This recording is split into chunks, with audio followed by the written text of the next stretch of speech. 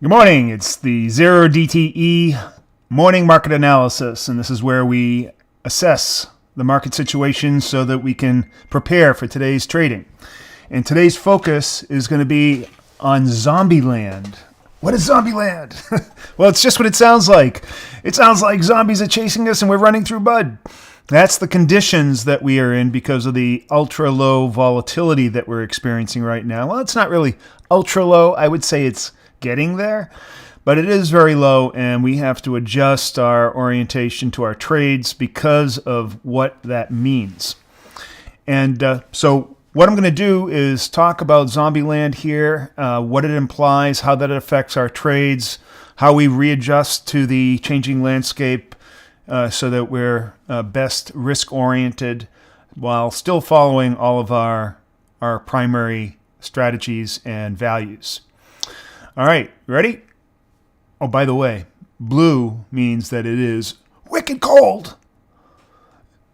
Let's see, what was it this morning? Hey Siri, what's the temperature outside? I'll tell you, we're going through a hell of a... It's 5 degrees. Holy crap. I'm in Boston, so that's pretty cold. All right, on to Zombieland. All right, so here we are. We have the VIX, and we can clearly see that our VIX is at 14.84. You'll see that I split up the volatility, or the VIX, into 3 volatility regimes: Zombieland, Goldilocks, Chaos. And over on the left-hand side of you, as you see every single morning, I talk about the appropriate width of our butterflies, or the range of widths that we should choose based on that volatility regime. And that's super important. That risk adjusts our trades to adjust for the increased gamma, the increased decay rate of premium, all of that, so that we can still maintain our kind of volatility of our returns and which is most important, capital preservation, all of that. All right, so what is Zombieland? So as I said, or as you know, this is my kind of intro to it, all right? So I'm a little scattered here. Just give me a second, rearranging the furniture. Now, all of us Zero DTE traders in this kind of environment, we face these challenges, but you know, I also look at it as opportunities. So we have this compressed premium. We have tighter ranges in price. We have a heightened gamma, which is the sensitivity to price movement on the value of our flies. And all of this demands a strategic adjustment. But at the same time, as I said, it is super important that we maintain our core values of capital preservation, process over discipline, and asymmetric risk to reward. That remains unchanged.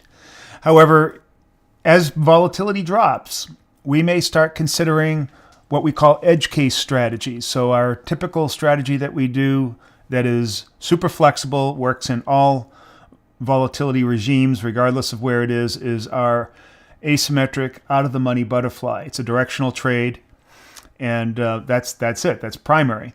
However, as we either drop very low in volatility or rise very high in volatility, the situations change a bit. We start losing some of the edge that we have across the board. And of course, we're going after 4 primary edges, and that's the asymmetry, our time edge of trading on the last day of expiration, the change in price, changing in trading with the trend, and also volatility and adjusting for that opportunity. Now, as volatility drops, we start losing that time edge and also the volatility edge of premium decay, or hopefully enough premium to decay. And so we might start considering things like the time warp strategy, which is a multi-day strategy, so that we can recover a lot of that premium decay that has accelerated in previous days. And so we'll look at that as well. And you can see in our chart here, we're showing the time warp guide right here. And as we drop, we can start considering maybe 1, 2, or 3 DTEs going out. Well, actually 1 or 2 DTEs I have listed here, but I've done 3 DTEs. In fact, with some stocks, I will do a 3 DTE like Tesla. All right, so those come into play.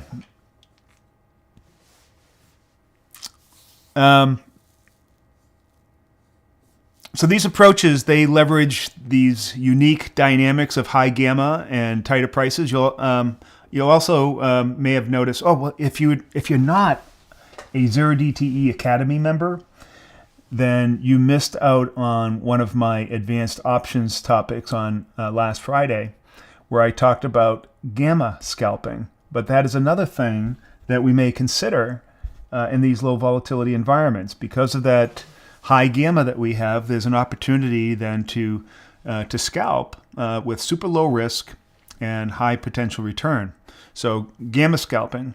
And if you were a member, then you could go to that lesson. You would get a study guide, a whole treatise on the subject. Anyways, back to the points. So what defines Zombieland or the low volatility regime is when the VIX gets below 17, and now it's at 14.8. So it's really getting deep into Zombieland. That low implied volatility signals smaller expected price swings, slower price movements, and reduced options premium. So price action consolidates around high volume nodes. We just got right through a volume node yesterday, and now we're heading towards the last remaining node before we get to all-time highs. So we still respect those volume structures. So in terms of us getting into a trade, our market entry events, that doesn't change. So let's at this point, it's probably a good idea to just recap what our strategy is for this morning and what our analysis. It's low volatility, so we're right around 14. So we're looking at butterflies that are between 15 and 25. You'll notice that I've upped the width range by about 1 strike. And that's to accommodate what I had been talking about yesterday in this new world order and the new Trumpian era and the expanded overall implied volatility that we should be seeing. And I think slightly wider flies are going to benefit us. But they're still on the narrow side, 15 to 25 wide this morning. And then next we'll look at the big ass fly to see where in that range we should look. So let's see where the big ass fly is this morning. And there we go. Oh, look at that. The price of our big ass fly. Now, if you recall, looking back at previous days, we've been consistently under 25. And now it's starting to rise quite a bit. And this is a clear indication of that accelerated premium decay. As you can see, the debit is much larger. There's much less. And this is an at-the-money E-mini S&P futures butterfly, 50 wide. It gives us a good indication of how the market is pricing options actually coming into this day. There's very little premium opportunity here and large risk. Gamma has increased, or the slope of the P&L curve has increased dramatically. And so that we see that, well, it was at 29 there for a second, but I would expect that by the time the market opens, it's probably going to breach 30 or be very close to it. So we're getting up there, and I wouldn't be surprised as we get deeper into Zombieland in subsequent mornings, you're going to see that debit around 30 or higher. And so that really is just saying, hey, first of all, we don't have the big-ass fly to trade this morning because we don't do that unless the debit is 25 or lower. And we've seen it in the past week as low as 11. Now, that's a dramatic change. That shows you just how much. When it's 11, that means that the whole butterfly has risen. It's much higher up on this P&L diagram, and there's way more profit potential. The premium, the P&L curve is much flatter, lower gamma. It's everything about it is just better. Of course, we also have much higher expected move on that day, bigger ranges of movement. But in low volatility, in this type of condition, I wouldn't discount the fact that even though volatility is lower, you can still get huge moves in the direction of the trend, like we've seen in the past few days. So that's a completely different environment. Let's go back to TradingView and look at our... So we're now well into the upper end of the butterfly width guide. So we're sitting right about here. Let me just use my little arrow and say we're right about there. All right. So we should be considering 15 to 20 wide flies this morning. All right. So there's our big range for this volatility regime, and then this is our adjustment right here. So we should be looking at somewhere between here. All right, so the next thing we want to do is look at what the our directional bias. I don't think there's any doubt that we have started a new uptrend, and so our directional bias is bullish, meaning that we're going with out-of-the-money call flies as our primary strategy. And then the next thing to look at is our entry opportunities. And so I'm going to zoom out so we can see the entire volume profile. And so we can get a good look at that. You can see that last week we were in this very large volume node here, and we escaped that. I got to get more price action into the picture here. And I will also darken or make the volume area a little bit easier to see, like that. And let's get rid of the lines. So we've been in this huge volume node here. We moved rapidly through this lesser volume area, which we call volume wells, and these little deep crevices here that we might call LVNs, low volume nodes. And we moved up into this minor volume, what I would call a child node, but we didn't spend a whole lot of time there yesterday. We just zipped right through it. It was quite a thing. And now we have another volume well, and there's very little liquidity here, so we've got this other... We're searching, we're doing price discovery here. The market is looking for areas of value, and each of these nodes represents that area of value. So there's a very good possibility that that's what it's doing. It's searching for value, and eventually it's going to break the all-time high, in my opinion, very soon, especially if these executive orders keep on doing whatever they're doing. I don't know.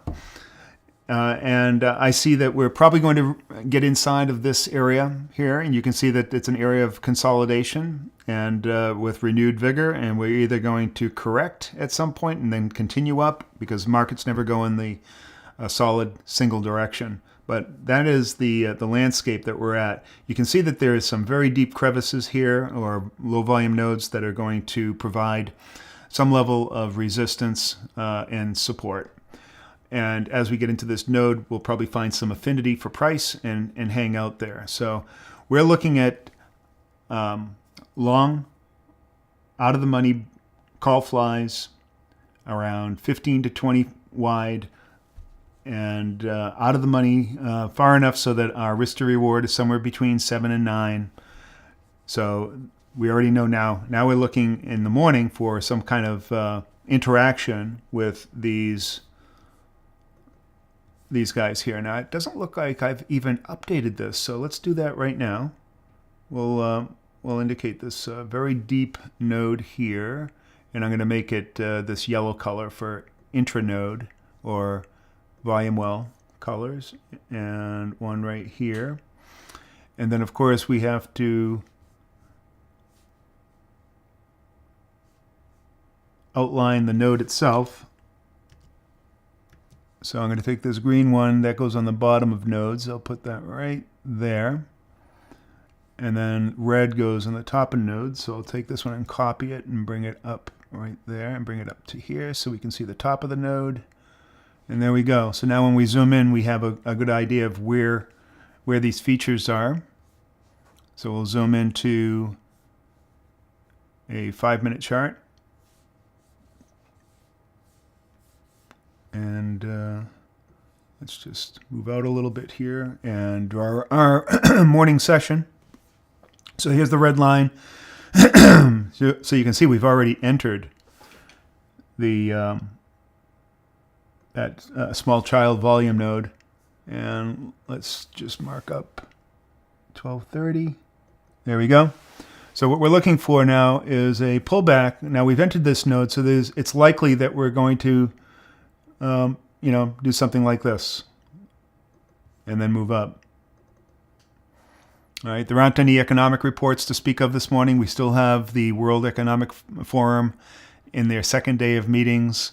I'm sure that they're pulling their hair out with the new administration. Oh, I'd love to be a fly on the wall there right now. Can't wait till Trump goes and addresses them. That's going to be fun. So anyways, I'm sure that they're going to be groveling at his feet. It's just, it's such a great time right now. This is not a political thing, but the World Economic Forum, they are the worst, right? That's just my opinion. And I'm sure many of you agree with me. But in any event, we're going to be pulling back into one of these levels, either here or here. And at that time, when we get that kind of event and confirmation that we've hit solid support, we'll put an out-of-the-money butterfly above there. So you can see that here's the bottom and top of that node as I drew it. And so when we get that confirmation, we'll put a fly on, something like this. All right.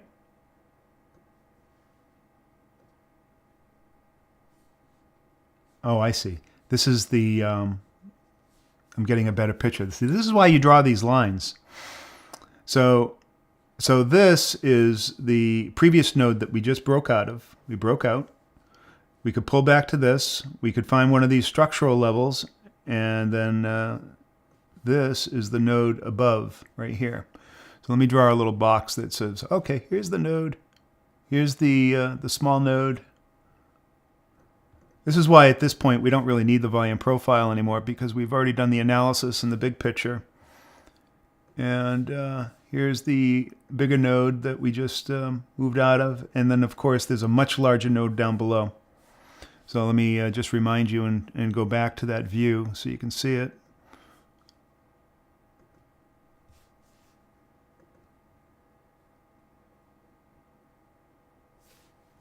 I got to redraw the...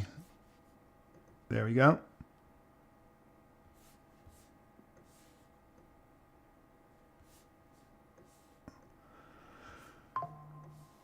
Bring it all into picture.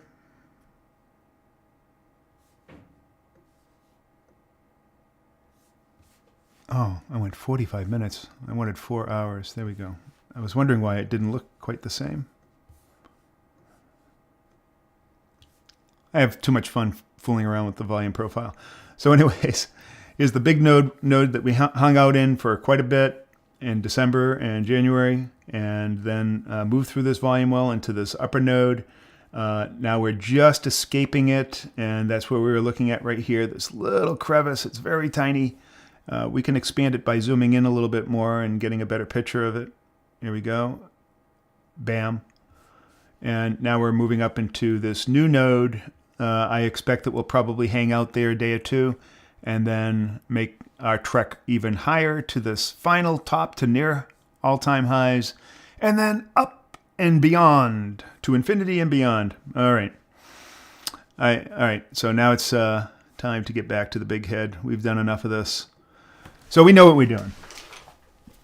So now you know all about Zombieland. I'm going to have a document that I'll put down below where you can read about it.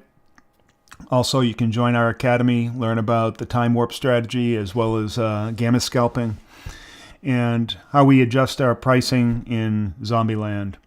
Thank you very much. I'll just sort of recap very quickly. We are bullish. We are about 15 to 20 wide.